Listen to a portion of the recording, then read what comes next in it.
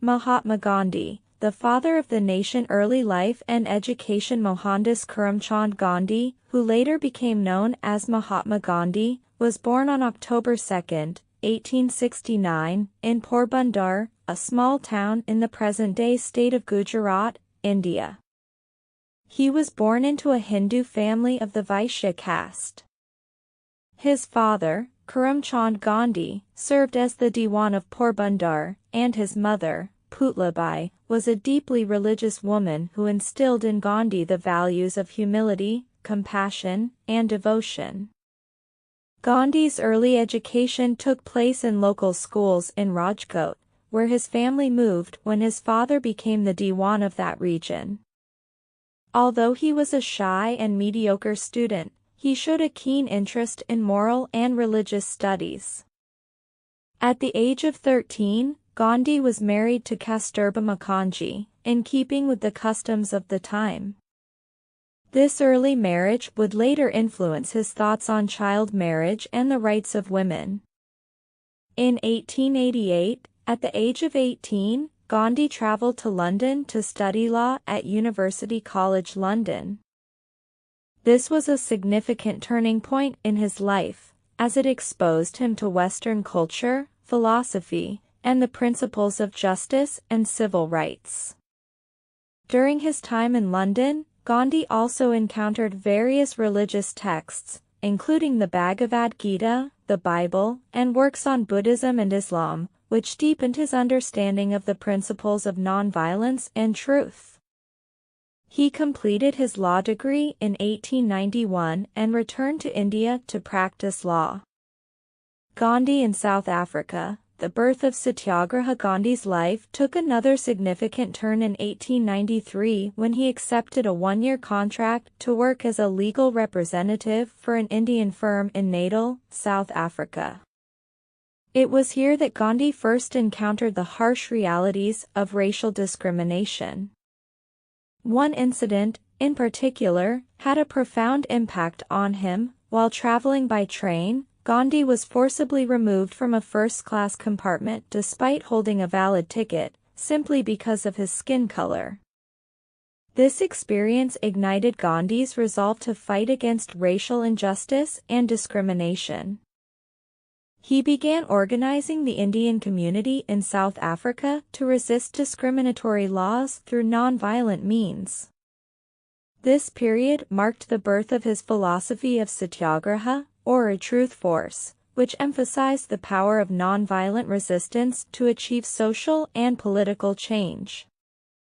Gandhi's campaigns in South Africa included protests against the Asiatic Registration Act, which required all Indians to carry registration certificates, and the Transvaal Immigration Act, which restricted Indian immigration. Despite facing imprisonment and personal hardships, Gandhi remained steadfast in his commitment to nonviolence. His efforts eventually led to significant victories, including the repeal of some of the discriminatory laws and the recognition of Indian marriages by the South African government. Gandhi's work in South Africa not only improved the conditions for the Indian community there but also laid the foundation for his future work in India. By the time he left South Africa in 1915, Gandhi had become a prominent leader and had developed a reputation as a principled and effective advocate for justice. Return to India. The fight for independence. When Gandhi returned to India in 1915, he was already a well-known figure due to his work in South Africa. He was soon drawn into the Indian National Congress, the organization leading the struggle for India's independence from British rule. Gandhi's approach to the independence movement was distinct. He advocated for nonviolent resistance and civil disobedience as the primary methods for achieving freedom. One of Gandhi's first major campaigns in India was the Champaran Satyagraha in 1917, where he supported indigo farmers in Bihar who were being oppressed by British landlords. His involvement in the Kheda Satyagraha in 1918, where he fought for the rights of farmers suffering from crop failure and famine, further solidified his role as a leader of the masses. Gandhi's philosophy of nonviolence became the cornerstone of the Indian independence movement. He launched several nationwide campaigns, including the non-cooperation movement, the civil disobedience movement, and the Quit India movement.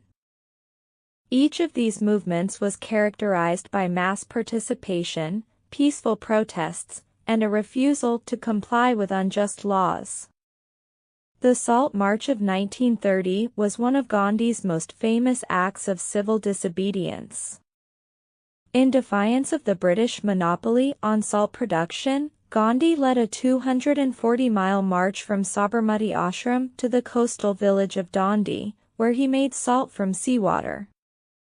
This simple act of defiance became a powerful symbol of resistance and galvanized the Indian population to join the struggle for independence.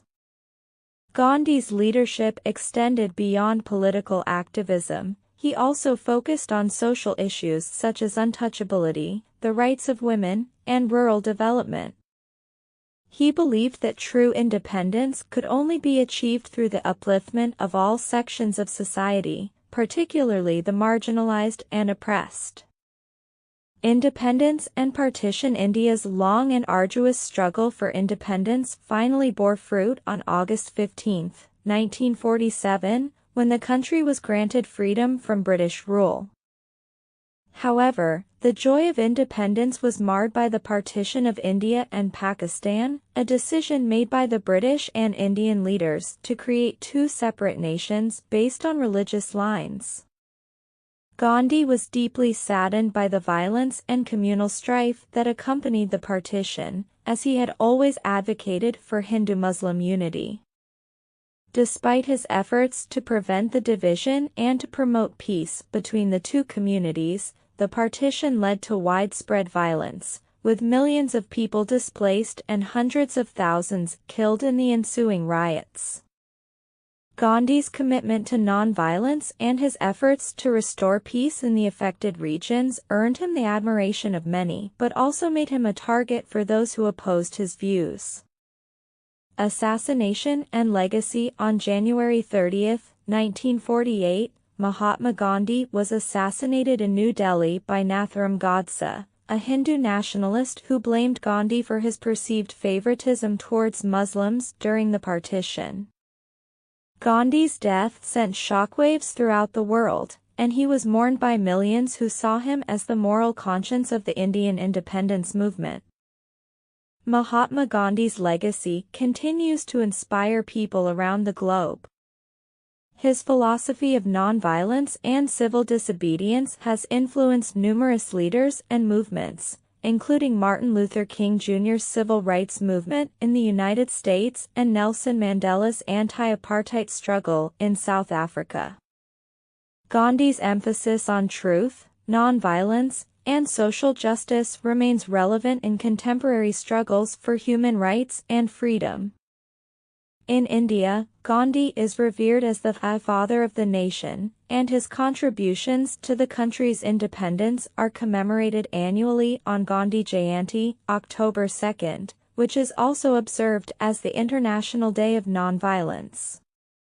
His teachings continue to be studied and followed by those who seek peaceful solutions to conflicts and a more just world.